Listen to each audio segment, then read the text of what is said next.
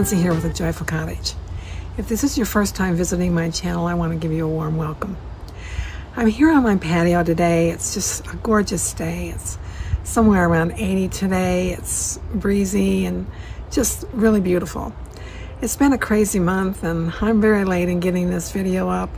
It's taken me quite a while to get it finished because of the weather here and personal responsibilities. We had a college graduation this month, a birthday to celebrate, so just a lot going on. But anyway, I'm anxious to show you this video. I'm going to be showing you how I set up my patio and my front garden for the summer and also my porch. So we'll go through the process of how I did all that, and then there'll be a complete tour of what I've done. So I hope you enjoy. I hope to get the patio finished today, and I'll take you through what I'm going to be doing.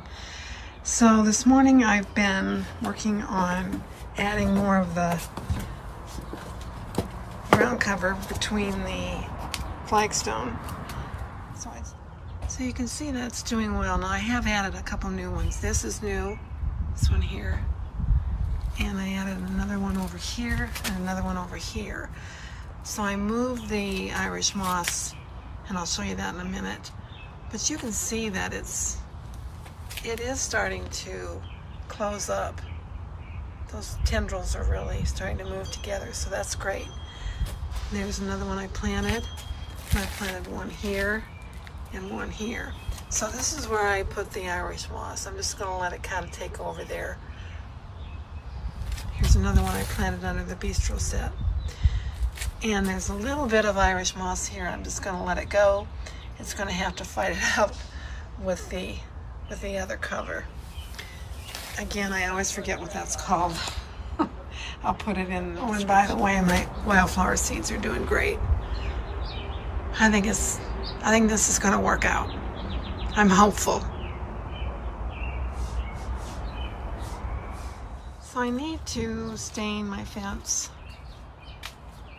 but it's been kind of windy and rain is predicted in the forecast, and I don't want to get started on that project and then have it be a big mess. So I'm going to wait on that. I'm going to go ahead and plant up my planters, my containers, and worry about that later. I'll have to pull them out to get them out of the way of some of the things that I have to do, like down here.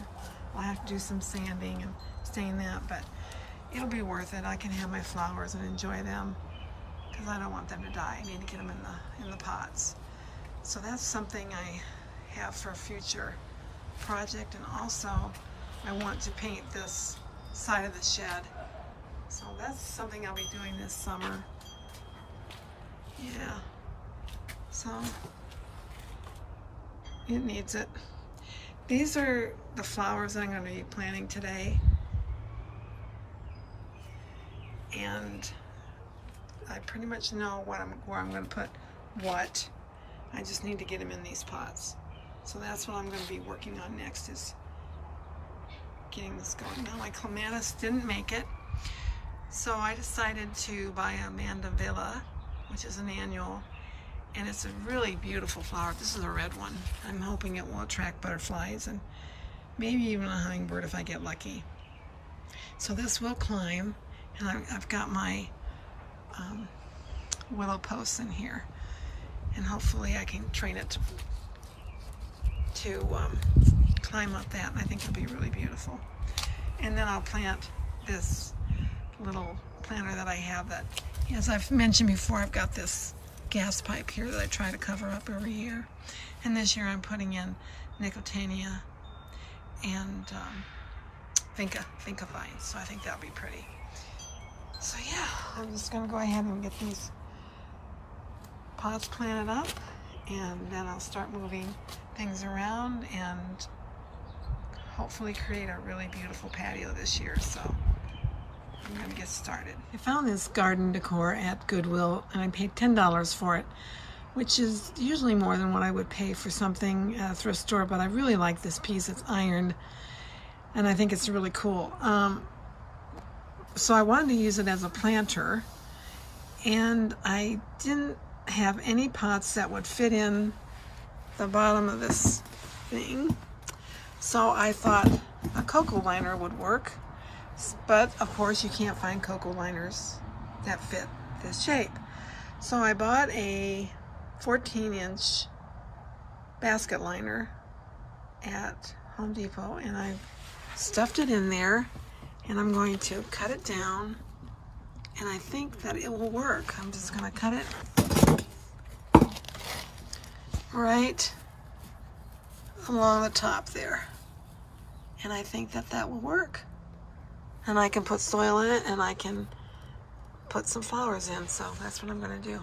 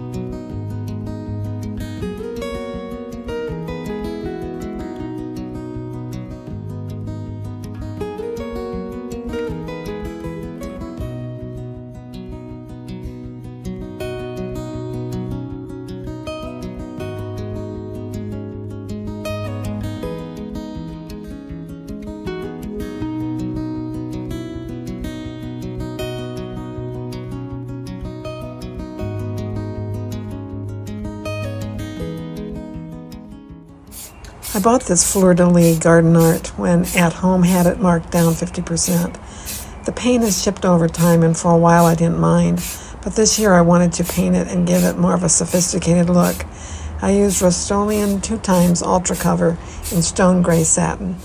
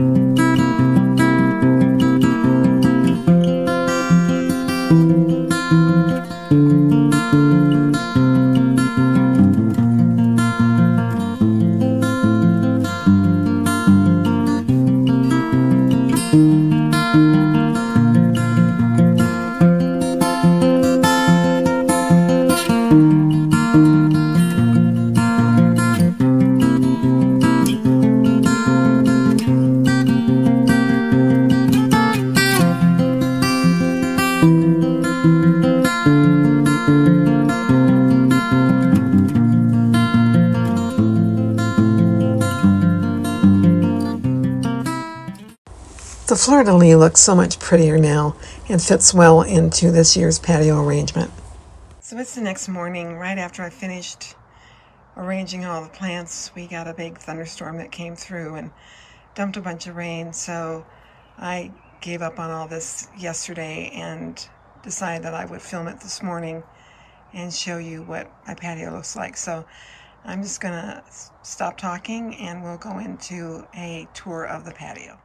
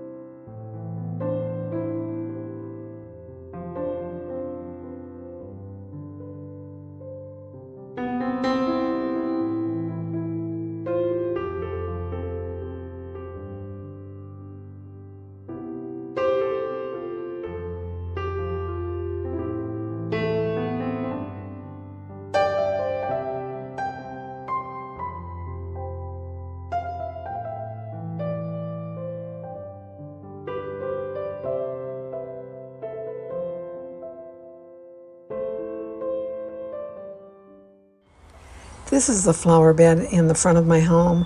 The evergreens and the azaleas were here when I moved in, and they are on the ground. Everything else is container planted.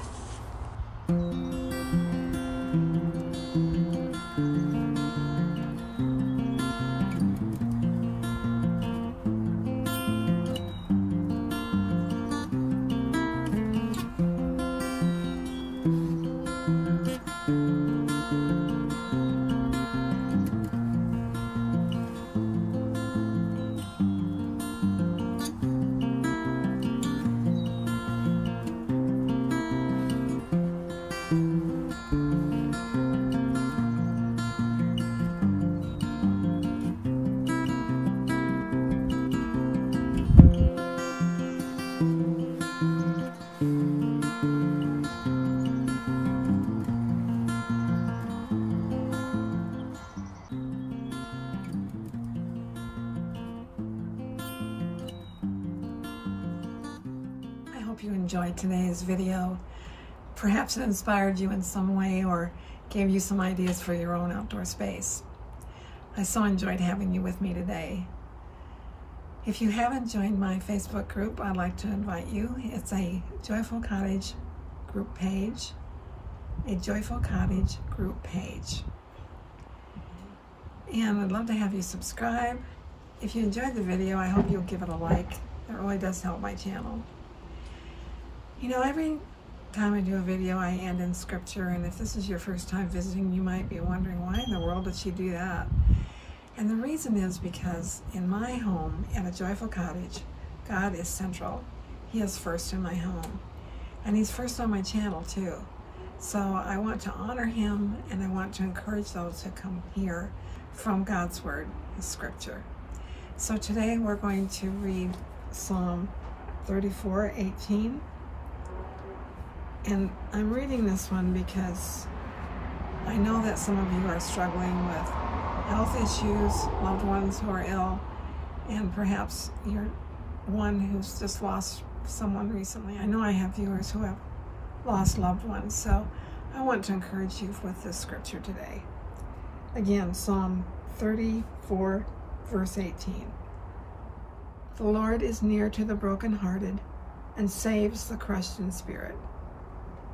So, wherever you are today, if your heart is broken, it could be through the loss of someone close to you, through death. It could be the end of a relationship. It could be estrangement from someone.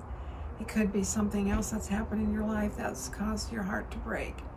I want you to know that if you draw near to the Lord, He will draw near to you. He is close to the brokenhearted. He loves to heal us. He loves to touch our hearts and give us peace and to heal that broken heart. I know this from my own experience, and I know it from scripture.